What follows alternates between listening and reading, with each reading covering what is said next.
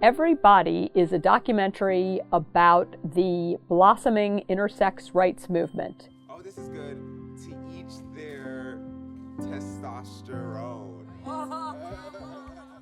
I'm Julie Cohen, and I am the director of Every Body. My name is Sean Saifa Wall. I am one of the subjects in the Every Body film.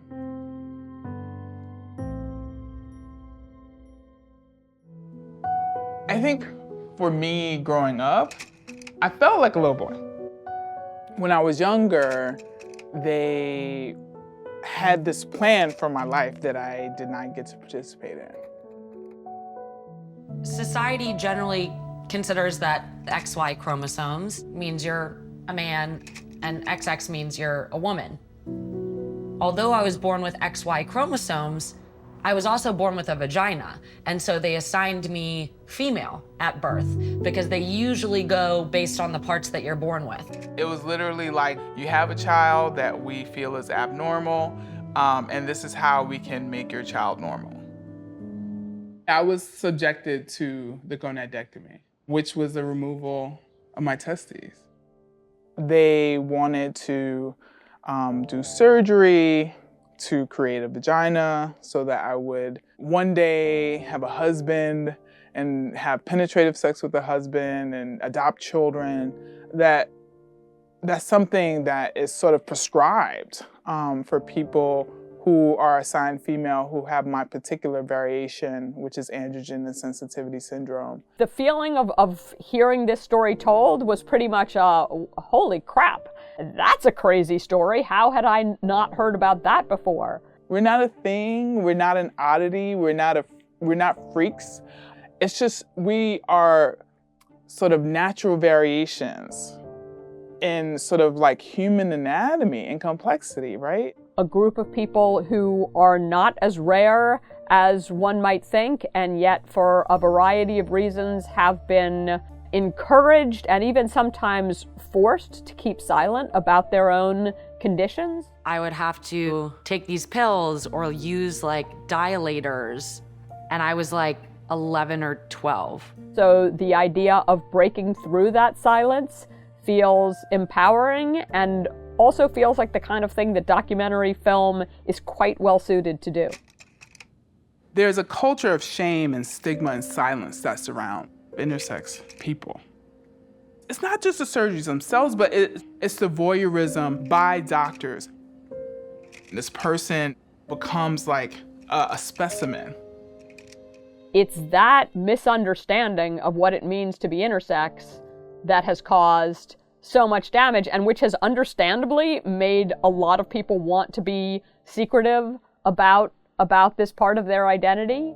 I think it's the job of journalists and content creators to really make sure that the voices of intersex people and their experiences are held, right? Are held in this really safe, sacred container.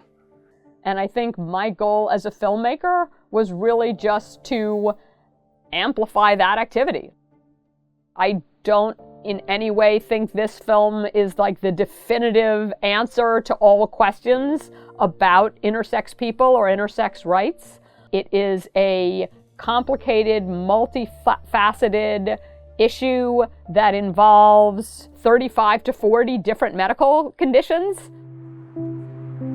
Being public about being intersex is really new for me. For a while, I didn't know the word existed, but when I did discover it, I wasn't ready to face how angry I was. Intersex representation in media has been poor.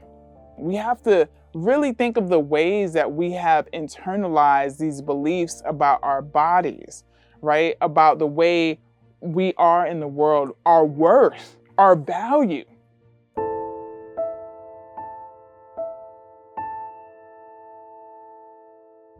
The use of the gender reveal footage was really a way to set up that question, to show you what Saifa is talking about when he says we live in a society that's so binary.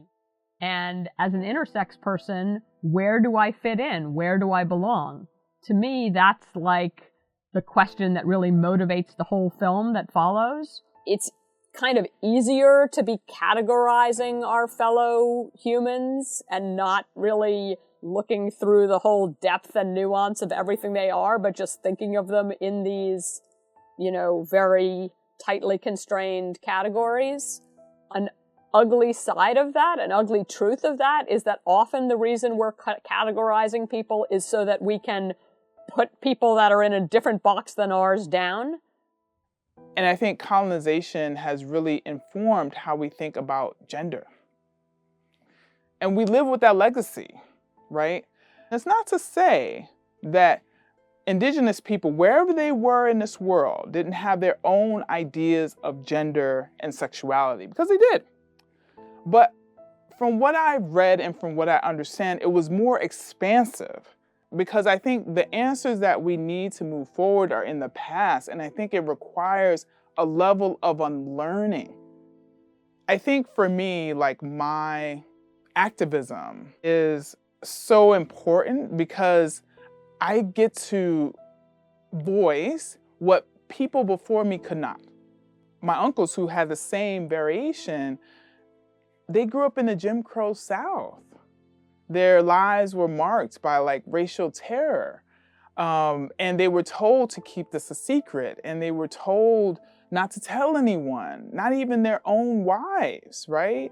And I think for me, by me being open, by this being part of my archive, I think what it does is that it actually liberates the people who have come before me. Over here, Right. you see Wow. all the celebrities Aw. of Inter-Utopia. What I desire is for, just more stories, more representation in media that can actually reach those young intersex people, where they can know that oh, I'm reflected. People are thinking about me. And depending on where they are, they can be I can survive. I think taking subject matter that has, by definition, a lot of pain and trauma built into it, and finding a way to make it feel warm, inspiring, funny, loving. It was a challenge, but it was really a challenge that was answered by the personalities of the three main participants in this film, who all have so much spirit, lovingness, and humor emanating from them.